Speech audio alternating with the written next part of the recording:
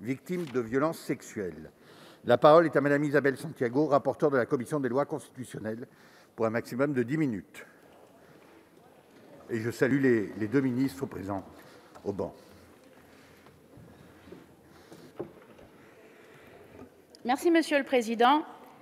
Messieurs les membres du Gouvernement, Messieurs et Madame les députés, chers collègues, au moment de prendre la parole devant la représentation nationale, je veux tout d'abord avoir une pensée émue pour mon amie Emmanuelle Ajon, qui était vice-présidente de la Gironde, chargée comme moi en Val-de-Marne de la protection de l'enfance et membre du Conseil national de la protection de l'enfance, avec qui je partageais le combat des politiques publiques pour faire avancer les droits de l'enfant, dont l'enfance en danger. Elle nous a quittés brutalement le 14 décembre dernier et je veux adresser à cet instant mes pensées et toute mon amitié à sa famille et témoigner que sa parole manquera au débat public. Je veux aussi m'adresser aux professionnels de l'enfance en danger, aux associations, aux personnalités comme aux anonymes pour dire un grand merci. Merci d'avoir fait bouger la société sur les violences sexuelles faites aux mineurs. Merci d'avoir brisé l'omerta. Sans le livre de Camille Kouchner ou le mouvement de MeToo Inceste, ou les associations qui se sont mobilisées, les personnalités, je sais que la traduction dans la loi aurait pris encore du temps. Merci à tous de dire haut et fort, non, un enfant n'est jamais consentant à l'inceste. Non, un enfant n'est jamais consentant à une relation avec un adulte. Et il est temps de changer la loi. En envoyant un signal clair, vous avez participé à nous aider à porter un message qui fera date et qui permettra des avancées à l'échelle nationale qui vont se traduire dans le droit, j'en suis certaine. Je veux aussi m'adresser aux enfants, ceux que j'ai côtoyés durant toutes ces années et que je côtoie encore. Je mets des noms, je mets des visages, je mets des histoires de vie dans les structures de l'aide sociale à l'enfance, dans les pouponnières, dans les foyers d'accueil, dans les familles d'accueil de la protection de l'enfance. C'est pour eux que je mène ces combats. C'est pour eux parce qu'ils viennent du terrain, parce que j'ai côtoyé l'innommable, parce que trop souvent rencontré dans mon expérience en matière de politique publique et de dysfonctionnements encore trop nombreux, à la croisée de plusieurs politiques publiques, d'État et dans les territoires. En effet, il est temps que la patrie des droits de l'homme, j'oserais dire des droits humains, soit la patrie des droits de l'enfant.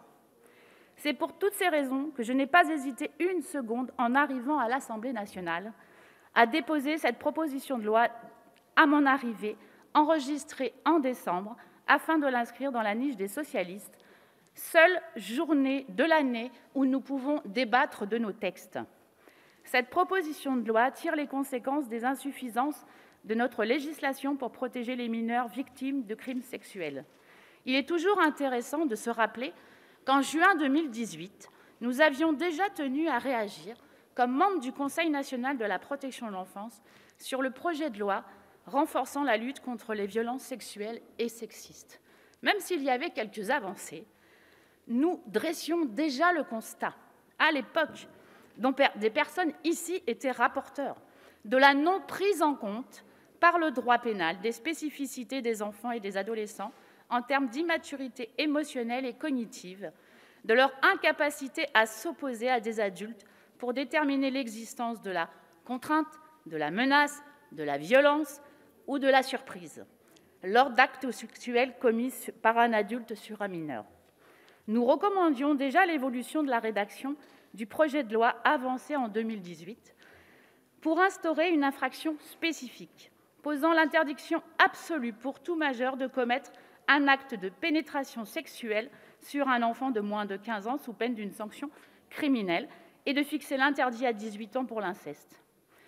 Nous n'avions plus besoin de rapport, de commission, pour savoir qu'il fallait changer le droit.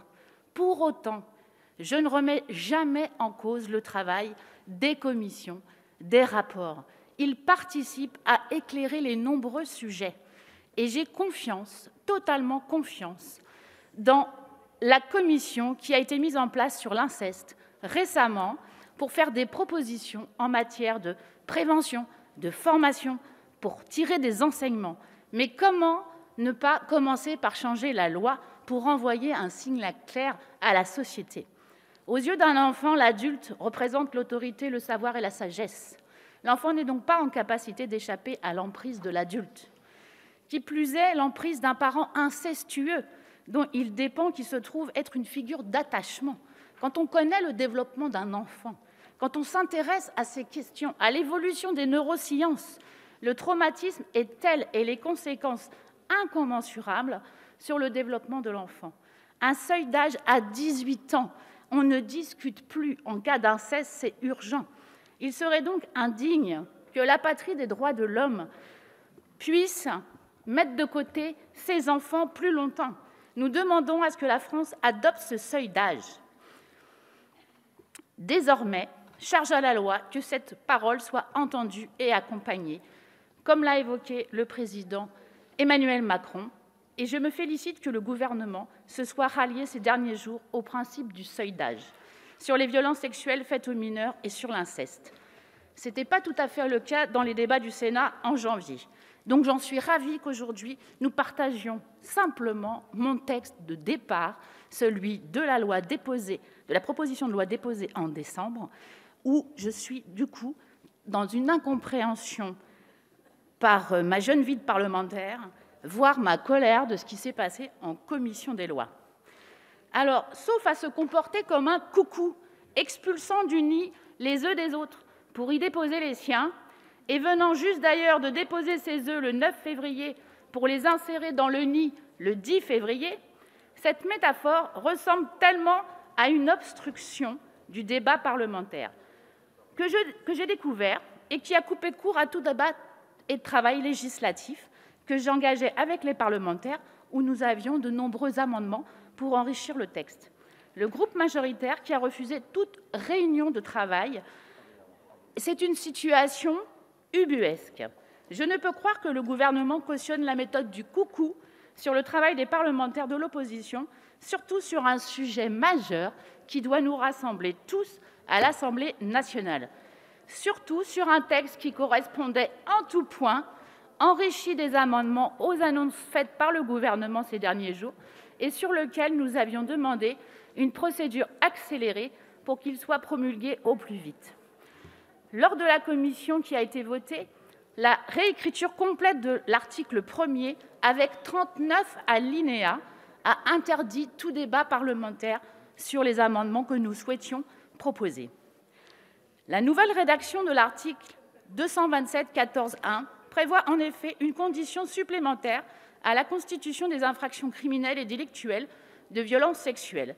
Celles-ci ne seront pas constituées si l'écart d'âge entre l'adulte mis en cause et l'enfant est de moins de 5 ans. Sans aucun travail législatif sérieux, cela amène à des situations qui sont incroyables. La nouvelle condition d'écart d'âge constituerait dans sa rédaction actuelle une régression dans la protection des victimes. Le comble, c'est qu'il s'agirait même d'une loi pénale plus favorable aux mis en cause. Elle serait donc d'application immédiate et rétroactive. Toutes les affaires en cours concernant les atteintes sexuelles sur des mineurs de 13 à 15 ans commises par des majeurs de 18 et 19 ans risquent d'être closes sans poursuite possible.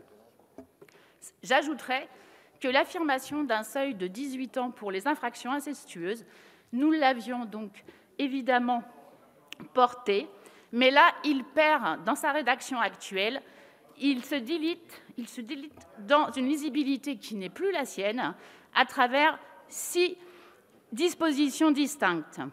Pour toutes ces raisons, le texte tel qu'il est voté par la commission des lois, dont je suis rapporteure, n'est plus le texte que je portais. Il est même contraire à l'intérêt des mineurs. Je dis bravo à tous ceux qui ont fait cet exploit. Pour reprendre les mots de Victor Hugo, « Rien n'est plus puissant qu'une idée dont l'heure est venue ». Cette proposition de loi déposée en décembre était sûrement au rendez-vous de l'histoire.